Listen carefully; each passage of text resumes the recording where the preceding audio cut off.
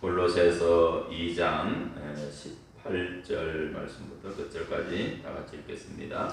아무도 꾸며낸 겸손과 천사 숭배를 이유로 너희를 정죄하지 못하게 하라. 그가 그 본 것에 의지하여 그 육신의 생각을 따라 헛되이 과장하고 머리를 붙들지 아니하는지라. 온 몸이 머리로 말미암아 마디와 힘줄로 공급함을 받고 연합하여 하나님이 자라게 하심으로 자라느니라.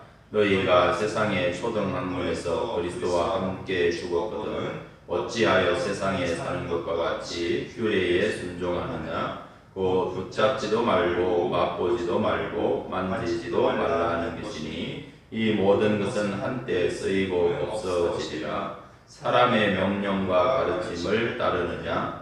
이런 것들은 자의적 숭배와 겸손과 몸을 괴롭게 하는 데는 지혜 있는 모양이나 오직 육체를 따르는 것을 금하는 데는 조금도 유익이 없느니라. 아멘. 바울은 이제 계속해서 그 골로새 교회에 퍼져 있던 거짓 교훈에 대해서 이렇게 이제 경고를 하는데, 아무도 꾸며낸 겸손과 천사 숭배를 이유로 너희를 정죄하지 이제 못하게 하라, 그렇게 이제 이야기를 하는데, 이 꾸며낸 겸손이라고 하는 것은 이제 그 위선적인 그런 이제 겸손을 가리키는 것인데, 이 거짓 교사들이 이제 그 가르친 이 위선적 겸손이 뭐냐면은 뭐 인간은 뭐 절대자이신 하나님께 직접 이렇게 이제 그 경배드리는 것은 굉장히 이제 교만한 거다. 이런 이야기예요. 그러니까 사실 이제 뭐 인간이 하나님처럼 이렇게 되려고 했다가 이게 타락한 것이 이제 인간인데, 인간의 존재가 어떻게 하나님 앞에 나갈 수 있느냐? 인간이 하나님 앞에 직접 이렇게 경배를 드린 것은 아주 교만한 그런 행위다. 이 겉으로 보면은 상당히 이렇게 이제 좀 이 겸손한 어떤 좋은 그런 이제 표현 같죠. 근데 이제 속은 이제 그게 아니라는 것입니다. 인간은 이게 하나님께 직접 나갈 수 없으니까 이제 뭘 이렇게 중간에 매개체로 이렇게 해야 되냐면은 하나님보다 좀 못한, 근데 이제 우리보다는 인간보다는 이제 뛰어나다고 이렇게 하는 그런 이 천사에게 이제 경배해야 된다. 그것이 곧 겸손한 행위다, 이렇게 이제 주장하는 거, 가르치는 거죠. 이게 이제 꾸며낸 그런 겸손이다라는 그런 이야기입니다. 그래서 이제 결과적으로 이제 이들이 요구하는 게 뭐냐면은 그 천사 숭배를 이제 요구한다는 그런 이야기죠. 그래서 이제 이 천사 숭배는 이 사상이 뭐냐면은 사람이 너무너무 부족해서, 그러니까 이제 사람이 자기가 너무너무 부족하다라고 하는 것을 이렇게 이제 안다는 것은 참 어떻게 보면 이제 겸손한 것. 진짜 그렇게 아는 것은 너무 겸손한 것인데, 근데 이제 이게 자기가 진짜 그래서 겸손한 게 아니고, 사람이 너무 부족해서 하나님께 직접 나갈 수 없고 천사를 중보로 해서 나갈 수 있다라고 이렇게 하면서 이제 이 천사를 주장한 숭배를 이렇게 주장하는 것. 이게 바로 이제 이 잘못된 꾸며낸 그런 겸손이다라는 그런 얘기죠. 이러한 것이 이제 사실 이제 유대교 어떤 그런 이제 율법적인 그런 전통 안에서 이렇게 자리를 잡게 된 것은 다른 게 아니에요. 이게 이제 율법을 이렇게 받아왔던 사람이 이제 모세라는 사람이었는데, 이 모세에게 하나님이 율법을 주실 때 천사를 통해서 줬다. 그렇게 이제 이야기를 하는 거죠.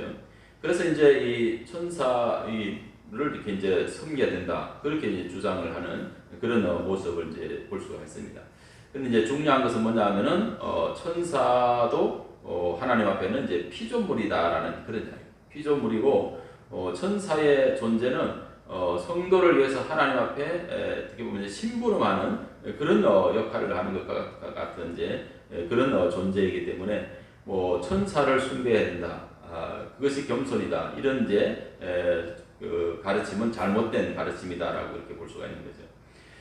이 유대교에는 이제 몇 개 파가 있죠. 파가 있는데 바리새파, 뭐 사두개파, 에세네파, 이런 이제 종파들이 있는데, 사실 이 사두개파는 이제 천사의 존재를 인정하지 않는 그런 이제 뭐 부활도 인정하지 않는, 없다라고 이렇게 하는 그런 이제 교리를 가지고 있는데, 이들 파 중에서 이제 이 SNF파, SNF파라고 하는 파가 이제 율법을 엄격하게 지키면서 특히 이제 모세를 하나님 다음으로 이렇게 섬겨야 된다 그렇게 주장을 하고 이 금욕주의와 천사 숭배를 아주 이제 강하게 이렇게 주장했다라고 하는 그런 기록이 있습니다. 그래서 이제 이 천사 숭배를 이렇게 이제 꾸며낸 경우로 이렇게 주장하는 그러한 것이 이제 뭐냐면은 그에 대해서 이제 이 설명을 하는데 그 본 것에 의지하여서 그 육신의 생각을 따라 그때의 과장하고 이렇게 했는데 이것은 이제 이 신비주의자들의 이제 특징이라는 그런 사실을 이제 볼 수가 있습니다.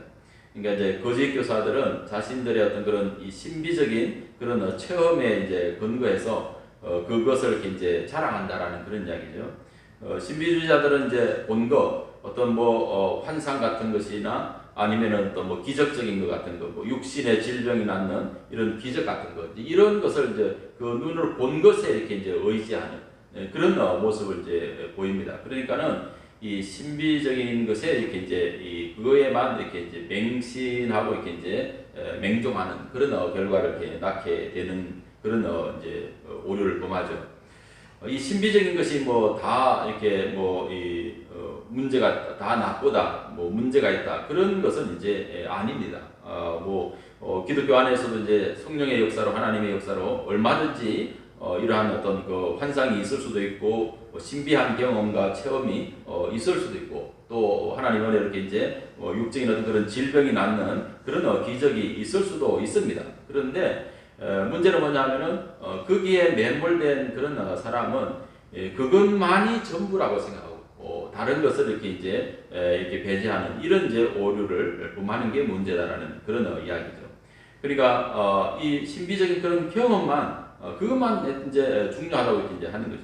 그런데 이제 문제는 뭐냐면은 신비적인 어떤 그런 환상이든 어떤 육신에 의해서 이렇게 질병이 고쳐지는 그런 문제든 이런 육신의 눈으로 자기의 어떤 그런 신비적인 환상적인 어떤 그런 경험을 이렇게 본다고 해서 그게 다 올바른 그런 신앙이 아니라는 것입니다. 사람의 눈은 그러한 것을 보아도 잘못 볼 수가 있고 또 잘못해서 잘못되게 깨달을 수도 있다라는 그런 이야기입니다. 이 사탄 마귀도 얼마든지 그런 어떤 신비적인 그런 환상과 또 어떤 사탄도 이렇게 병을 고치게 하는 어떤 이런 일들이 일어날 수 있다라는 그런 이야기죠. 이게 병 고침의 어떤 그런 이러한 것은 꼭 비단 기독교의 어떤 그런 능력에만 있는 게 아니고 타 종교 같은 데서도 이제 그런 일들이 일어나고 있어요. 이렇게 사람들이 건강을 위해서 이렇게 요가를 하고 하는 어떤 그런 것은 사실 이거는 이제 인도에서 나온 어떤 그런 이 신비주의적인 어떤 그런 이제 현상이거든요. 근데 이제 사실 그 요가가 그 힌다이즘 그 안에 있는 어떤 그런 이제 잘못된 그런 어떤 종교 사상 중에 이게 하나예요. 근데 우리는 이제 그걸 요가를 그냥 우리 건강의 어떤 그런 것이라고 생각하고 무분별하게 아무 생각 없이 그냥 이렇게 하는데 그 요가의 뿌리를 이렇게 찾아가 보면은 이게 얼마나 이렇게 이제 우상 숭배하고 이렇게 가깝게 이렇게 이제 연결되어 있는지 그런 것을 보면 우리가 이제 상당히 이제 주의해야 되는 그런 모습을 이제 볼 수가 있다라는 그런 이야기죠.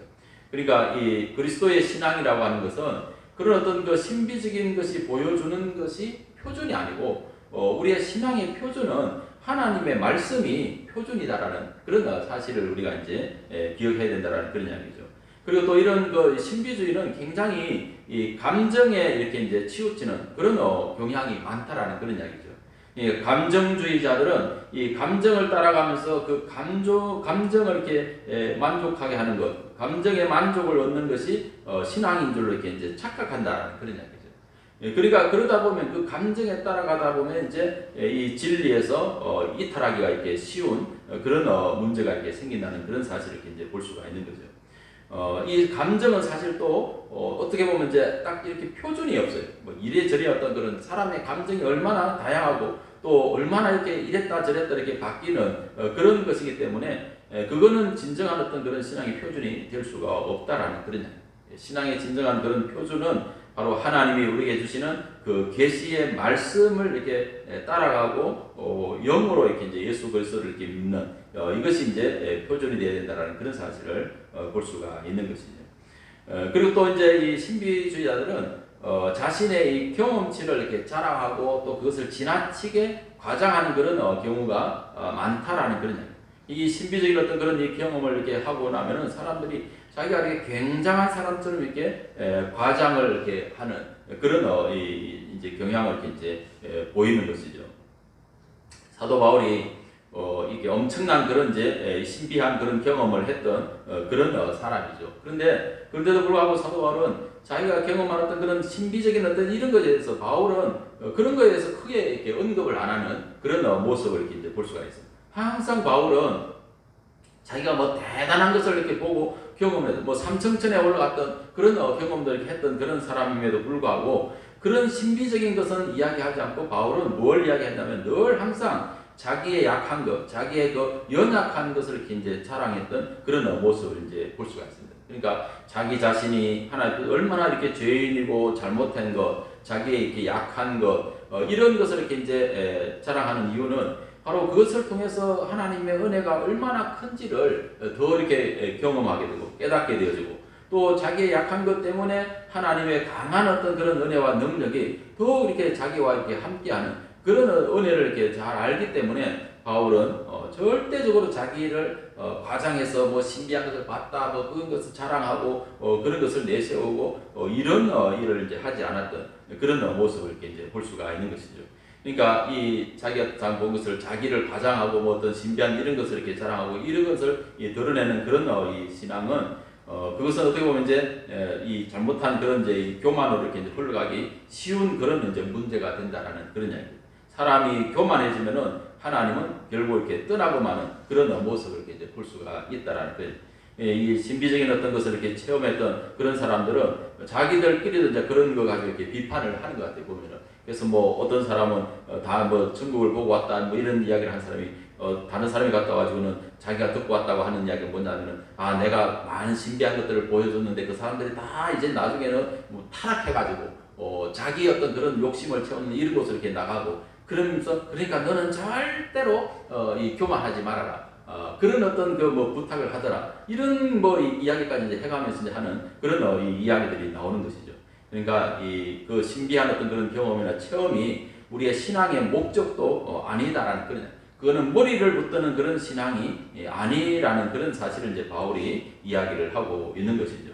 그러니까 우리의 신앙의 머리는 오직 예수 그리스도다라는 그런 이야기예요. 아무리 많은 그런 신비를 경험하고 체험하고 얘기해도 예수 그리스도를 붙들지 않는 그런 신앙은 이 잘못된 그런 신앙이다라는 그런 사실을 이제 깨달을 수가 있습니다. 그래서 온 몸이 머리로 말미암아 마디와 힘줄로 공급을 받고 연합하여서 하나님이 자라게 하심으로 자라느니라 그랬는데 우리의 머리인 그리스도의 통치와 그 주장을 이렇게 우리가 받고 그 생명과 그 힘의 공급을 받으면서 우리 신앙은 자라나야 된다라는 그런 사실을 이렇게 이제 볼 수가 있습니다. 그러니까 믿음은 뭐 천사나 인간이나 어떤 의식과 제도, 뭐 눈으로 이렇게 보는 것, 신비한 어떤 그런 경험만 의지하고 이렇게 나아가면은 그것은 그리스도에게서 끊어지는 그런 신앙이 될 수밖에 없다라는 그런 사실을 이렇게 이제 바울은 언급을 하고 있어요. 갈라디아서 5장 4절 보면은 율법 안에서 의롭다 함을 얻으려 하는 너희는 그리스도에게서 끊어지고 은혜에서 떨어진 자로다 이렇게 이제 이야기를 하는데 이 신비주의자들은 보는 것을 이렇게 의지하고 육체의 감정으로 나아가는 그런 것을 이렇게 주장하면서 그것은 그리스도를 주장하는 그리스도의 주장을 받는 것이 아니다라는 그런 이제 이야기로 바울이 결정을 합니다. 그들은 환상으로 무엇을 보았다고 하는 그런 것은 어떻게 보면 이제 자기 마음에서 이렇게 이제 나오는 그런 경우도 이제 많다라는 그런 사실을 이렇게 이제 볼 수가 있습니다. 그러니까 자기 마음에서 어떤 나온 환상 같은 이런 것을 자랑하는 것은 헛되이 과장하는 그런 것이고 머리인 그리스도를 이렇게 붙드는 것이 아니다라는 이런 사실입니다. 그래서 우리의 신앙은 오직 예수 그리스도의 그 통치만 이렇게 받고 예수님을 통해서 이렇게 주시는 그 하나님의 진리의 그 말씀만 우리가 이렇게 따라가고 오직 그 하나님의 역사, 하나님의 그 영광만 이렇게 이루어지고 드러나도록 그렇게 우리가 나아가야 될 줄로 믿으시기를 바랍니다. 20절의 말씀 보면 너희가 세상의 초등학문에서 그리스도와 함께 죽었거든 어찌하여 세상에 사는 것 같이 규례에 순종하느냐 그렇게 이제 이야기하는데 이것을 쫓지 말고 이런 어떤 그 세상의 초등학문을 이렇게 쫓지 말고 오직 그리스도의 교훈을 따라서 이렇게 이제 살아야 된다라는 그런 이야기입니다. 성도는 세상에 대하여서는 그리스도와 함께 십자가에 이렇게 못 박혔고 하나님 앞에서는 그리스도와 함께 다시 살아난 그런 믿음을 가진 사람이 바로 이제 성도다라는 그런 이야기죠. 그렇기 때문에 성도는 오직 그리스도의 뜻을 따라서 순종하는 삶을 살아야 된다라는 그런 이야기입니다. 그래서 바울은 유대주의자들의 그 율법을 지키라는 그런 그 거짓 교훈에 대해서 강하게 비판을 이렇게 하고 그것은 그리스도의 복음을 대적하는 그런 것이다라고 이렇게 이제 이야기를 하는 그런 모습을 볼 수가 있습니다. 그리고 이제 21절은 이 초등학문들이 무엇을 이렇게 요구하는 그런 것에 대한 이제 설명인데 곧 붙잡지도 말고 맛보지도 말고 만지지도 말라 뭐 이렇게 이야기를 합니다. 이 거짓 교사들은 이 세상적인 어떤 그런 접촉과의 그 분리, 세상과의 어떤 그런 철저한 분리를 이렇게 주장하고 또 뭐 외적인 어떤 그런 금지 명령 이런 것을 통해서 이제 거룩해질 수 있다라고 이제 그렇게 주장을 한다라는 그런 이야기죠. 그런데 사람은 그러한 어떤 그 외적인 뭐 검욕이나 이런 것을 통해서 내적인 어떤 그런 변화를 이렇게 초래할 수 없다라는 그런. 그러니까 외적인 것을 아무리 잘 이렇게 한다고 해가지고 그 사람의 속사람을 이렇게 변화시킬 수 있느냐? 그건 안 된다는 거예요. 어떻게 일시적으로는 그렇게 참 어떤 그 보이는 것처럼 이렇게 되지만은 그냥 근본적인 그런 변화는 안 일어난다라는 그런 사실을 이렇게 볼 수가 있어요. 왜 그리스도인의 신앙이 변하지 않느냐? 그 이유는 왜 신앙생활을 오랫동안 그렇게 하고 이렇게 하는데도 사람이 외적인 이 사람이 변화가 없느냐? 그것은 다 어떤 외적인 형식적인 그러한 것은 이렇게 열심히 하는데도 불구하고 하나님의 진리의 말씀으로 성령으로 그 사람의 그 내면의 어떤 그런 변화가 안 일어나니까 이 신앙의 변화가 없다라는 그런 사실을 이렇게 이제 볼 수가 있다라는 그런 이야기입니다. 그러니까 이 그리스도인은 우리의 믿음은 오직 그리스도와 더불어서 이렇게 연합할 때만 우리가 우리 안에서 예수 그리스도가 산다라고 하는 나는 죽고 예수 그리스도가 산다라고 하는 어떤 이런 그 진리의 말씀 안에서 우리가 그리스도 안에 이렇게 거할 때 그때만이 우리의 심령이 진짜로 이렇게 이제 변화가 일어나서 우리가 이제 성숙해져 갈 수 있다라는 그런 사실을 이렇게 볼 수가 있는 거죠. 그러니까 외적인 어떤 그런 거 가지고 사람의 내면을 변화시키는 것이 아니고 사람을 변화시키는 게 아니고 그 사람의 내면, 심령, 그 영을 성령이 오셔가지고 변화시켜야만이 그것만이 바로 우리의 외적인 어떤 그런 모든 것들도 이렇게 변화시켜 갈 수 있는 그런 모습을 이제 볼 수가 있는 그런 말씀이라는 것을 깨닫게 되는 것이죠. 그리고 이제 22절의 말씀은 이제 앞에서 언급한 이런 음식물에 대한 그런 금지 명령과 관계된 그런 것이고 먹고 마시는 것이 모두 다 썩어지는 그런 것을 이렇게 이제 뜻한다라는 그런 이야기죠. 결국은 이 초등학문이 요구하는 것들은 다 일시적이고 부패하는 그런 것이기 때문에 더 이상 그리스도인들의 어떤 그런 삶을 그것으로 규정하고 속박할 수 없다라는 그런 사실을 이제 볼 수가 있습니다. 그러니까 초등학문이 요구하는 그런 교훈은 하나님의 말씀을 따라가는 것이 아니고 사람의 교훈을 따라가는 것이다라고 그렇게 이야기를 하죠. 그러면서 이제 23절에 이런 것들은 자의적 숭배와 겸손과 몸을 괴롭게 하는 데는 전혀 지혜 있는 모양이나 오직 육체에 따르는 것을 금하는 데는 조금도 유익이 없다. 이렇게 이제 이 자의적 숭배, 바로 자의적 숭배는 하나님의 계획이나 의지와 전혀 상관없이 자기 생각대로 이렇게 섬기는 것을 가리킵니다. 그러니까 이 신앙을 우리의 생각이나 우리의 감정이나 어떤 그런 것을 가지고 열심을 가지고 신앙생활하는 것이 참된 신앙생활이 아니에요. 하나님의 말씀이 어떤 것인가를 가지고 우리가 해야만이 하나님의 진리의 말씀을 바르게 가지고 해야만이 그게 참된 그런 신앙이다라는 그런 이야기. 오늘날에도 이 보면은 이 가톨릭의 신앙이 어떻게 보면 참 이게 그 하나님의 어떤 그런 진리 말씀과 맞냐 안 맞나 그런 논란이 많이 있고 가톨릭에 진짜 구원이 있냐 없냐 이런 문제를 가지고 논란이 꽤 많은데 사실은 이제 우리가 그것을 뭐 어떻게 단정하고 이렇게 할 수는 없지만은 이 가톨릭에서 가르치는 하나님의 말씀이 얼마나 엉터리를 많이 이렇게 가르치고 인간적인 어떤 인본주의 사상과 생각을 거기다 얼마나 많이 이렇게 접목시켜 놨는지 모른다라는 그런 이야기죠.